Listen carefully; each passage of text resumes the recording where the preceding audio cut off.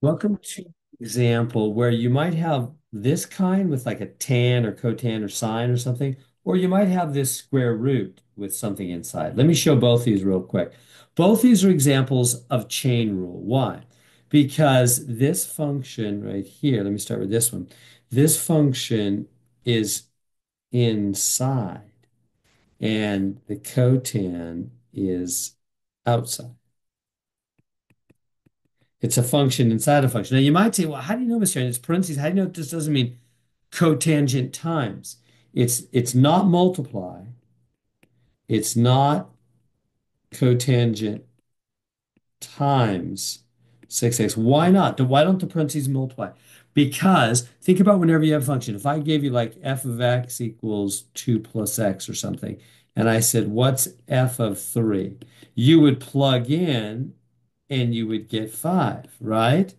And so, in other words, whatever comes in the parentheses after a function, that always means plug in. It doesn't mean times 3, does it? And the same thing is true for sine, cosine, tangent, and all the other trig functions, including cotan.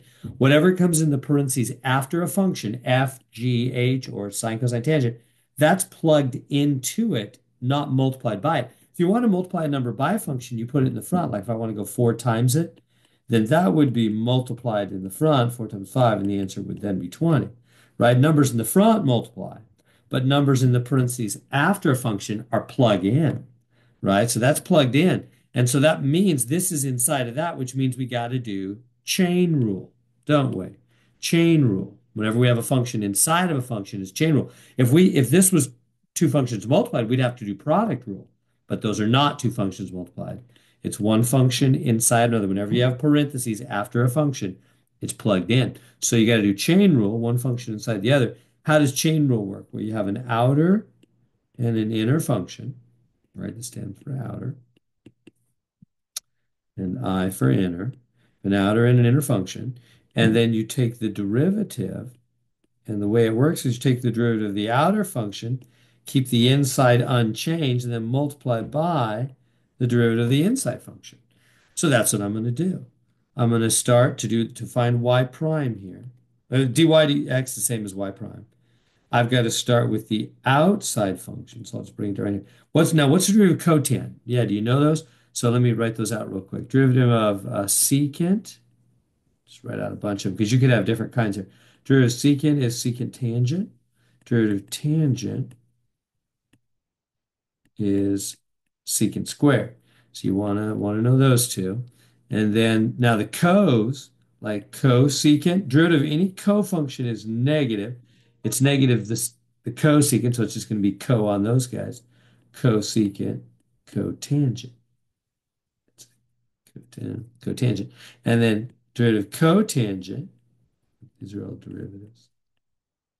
Again, it's going to be negative. Derivative of every co-function is negative. It's the tangent derivative, and that's secant squared, so that'll be cosecant squared. So there we go. So what do we have? We have cotan. Derivative of cotan is negative cosecant squared. So negative, or here, let me say with the color theme, negative cosecant squared, and keep the inside the same. There's the inside, right? We have the O prime derivative of the outside, and then the inside stays the same, times, and then we do what? Derivative of the inside function. So here's the inside. It's going to be I prime derivative of the inside. What's that going to be? Just 6, right? Because when you have 6x, the 1 power comes down, then you subtract 1, so the x goes away. So there we go. That's the derivative of that. You can type it in just like that. You can see it's exact. Oh, yeah, let me tell you about the cosecant, actually. There's a little bit of carefulness required. Negative cosecant.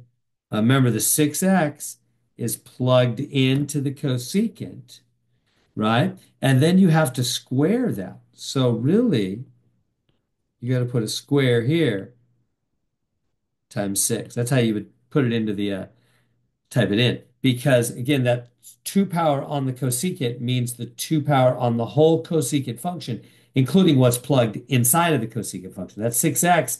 He's in there. He's plugged into the cosecant function. He can't separate himself from it. He's plugged in there. So that whole cosecant 6x is squared. The minus is still out front. because the square is only on the cosecant, not on the minus. If there was parentheses, it would be on the minus, but it's not. It's just on the cosecant. It's just on this. The minus is out front and then the 6. And you can put the 6 in the front if you want, whatever. All right, now let's do the other one. Same thing here. I would first rewrite this. For this guy, I would rewrite. I always rewrite whenever we have square root. Whoops, getting a little ahead of myself there. Rewrite y equals x cubed plus 5 to the half power. Remember, anytime you have the inside of a square root, that's equal to that inside to the half power. We do that all the time. This makes it easier. So that's the rewrite. That's not the derivative yet. And now this, which is y prime, same thing, derivative now. Now I'm going to do the derivative. First step was just rewrite. Now the derivative. How do we do it? Well, again, it's a function. This is the this right here is the outside function, the half. You might say, well, it's on the right. Doesn't matter. Right side, left side, doesn't matter. It's just the outer, just think inner outer. That's the outer layer. And this here is the inside function. So chain rule, what does chain rule say? Take the outside function, the half, bring it down. So it's going to be half, and then keep the inside the same. X cubed plus 5. Okay, and then lower the power by 1. That'll be negative half, right? 1, a half minus 1. Okay, times, and then times the derivative of the inside. This will be the I prime, because this right here, this was the outer prime. This is the inside function, and the derivative of the inside is going to be 3x squared, isn't it? Because that 3 comes down, lower the power by 1. And what about the 5? He's gone because he doesn't have an x. Anything without an x next to it, we take the derivative, it's gone, it's 0. And so there's the answer. You could type it in just like that. It'll take it. They did some fancy stuff with moving the square root down to the denominator. That half power means the square root, and negative means it's in the denominator. So they did that. Let the 2 go down there with it. The 3x squared stayed in the top. That's fine, whatever. Or you can just type this in. It's all good. That's the right answer. So that's how we do those two types. You could get either of those two types there. There we go.